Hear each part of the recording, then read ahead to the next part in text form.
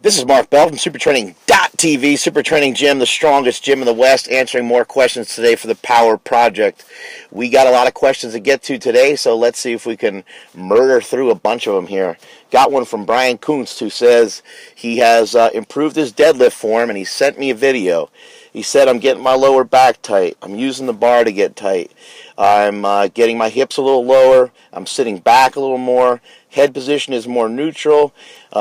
I'm hinging on my hips, and I've developed a nice double chin at lockout. So let's see if he's telling the truth. He sent a video clip, so let's see what we got here. Might take a second to load up there, but I appreciate you guys sending me videos. This is a great way to be able to tell what's going on. Great music in the background, by the way. Metallica's Whiskey in a Jar.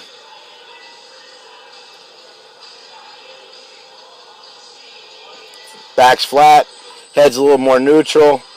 You're throwing your head back maybe a little too far at lockout, which is making you bend your knees. Let's watch them again here. Watch the kneecaps.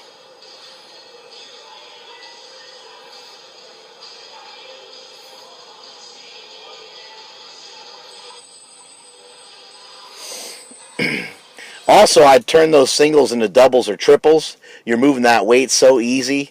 Might as well get in a little bit of rep work there and get in a little bit more rep. Almost not every single guy with a huge deadlift, but nearly every single guy with a big deadlift puts in a lot of work on the deadlift. They get in a lot of volume, and many of them will swear by repetition. So I know that dynamic effort stuff for pulling a lot of times requires 8 to 10 sets of singles, but I'd rather see people doing 8 sets of 3 and things like that, especially with a weight that's real easy like that.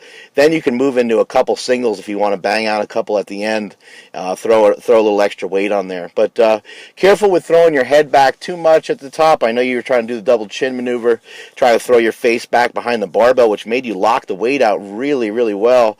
But make sure you're flexing your quads and your butt. Once those weights get to about the upper shin / knee area, flex your butt, drive your hips as hard as you can, and flex your quads as well, and make sure that everything's really locked into position just the right way.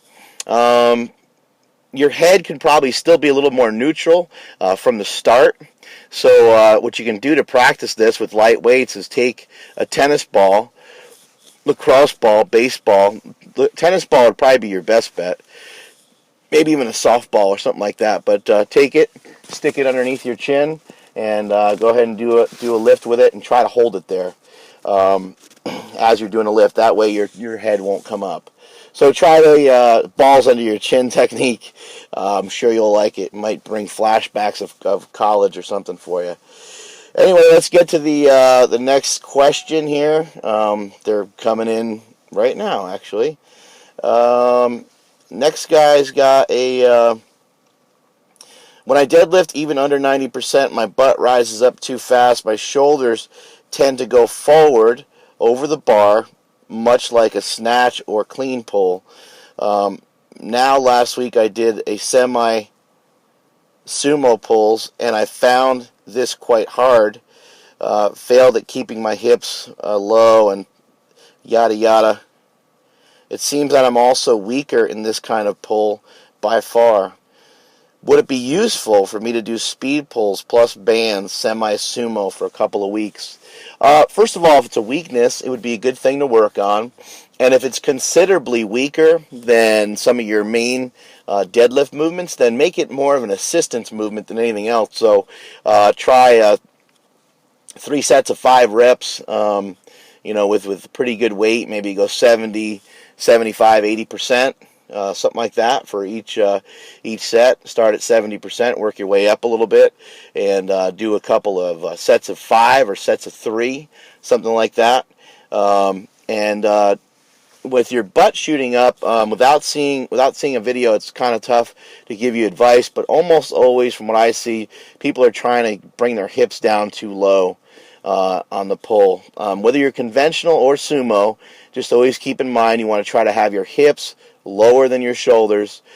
Even if your hips move a little bit at the start, it's okay as long as they don't come up so much that you're totally tabletopping like that. So try to have the hips lower than the shoulders best you can. Work on that form, work on that technique over and over again with the lighter weights and for repetitions, and that should help you plow through some of those sticking points. Also, I recently recommended a stiff leg deadlift, conventional deadlift combo, and that would be a great exercise for you to do, as well as a good morning / squat combo. Do a good morning and then do a squat, do a good morning and then do a squat, and so on. Go back and forth. That's going to teach you how to hinge on your hips the right way for pulling movements. So give that a try. Try that for sets of 10. So you can do 5 reps, either way. You're going to just keep going back and forth between the two. One stiff-legged, one conventional, one stiff-legged, one conventional, with no rest in between, just doing it in succession. You can look it up on my YouTube page. And then you're asking, should you do, pulls against bands? I wouldn't really worry about the bands necessarily. I would just, like I suggested, do those semi-sumo pulls. Try them as an assistance movement for sets of 3 to 5 reps. Three sets of 3 to 5 reps after pulling or after good mornings. Or something like that, and then also mix in that other request that I gave you there, the other option I gave you after you do that. So you do a heavy pull of some sort, and then do your sumos, do a couple of those, and then move into that combo. That's gonna be a lot of deadlifting for one day. You're gonna be pretty grizzled, but give it a shot. Maybe you do it on a squat day instead, something like that.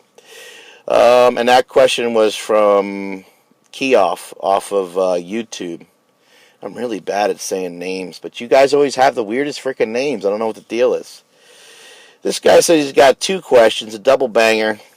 He's talking about the keto diet. I bought the book. It's on its way. As far as protein, do you use a low-carb protein? Which one? Blah, blah.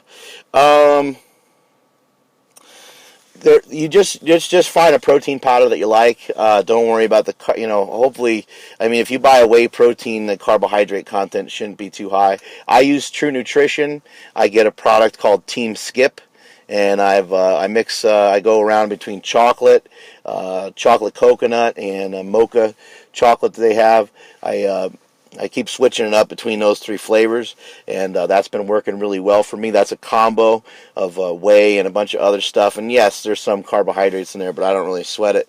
It's a low amount. Says you're training for a powerlifting meet in December. Bench and deadlifts are coming along a faster rate than your squats. I'd like to switch to low bar. Jesus Christ, I wish you guys had actual questions that were easier to get to. Well, don't worry about where you have the bar on your back. You're asking, you want to try to do a lower bar squat. You want to try to get that barbell down lower. Don't really worry about that. Maybe worried about it a little bit in your warm-ups, but don't worry about switching to that anytime soon. That kind of thing takes a long time to get used to, and I don't even really think it's worth investigating unless you have the bar super high on your traps. Then work that barbell down your back over a period of time. Make sure you're pinching your shoulder blades together, kind of doing like a little bit of like a lat pull down type of move to squeeze your upper back underneath the barbell.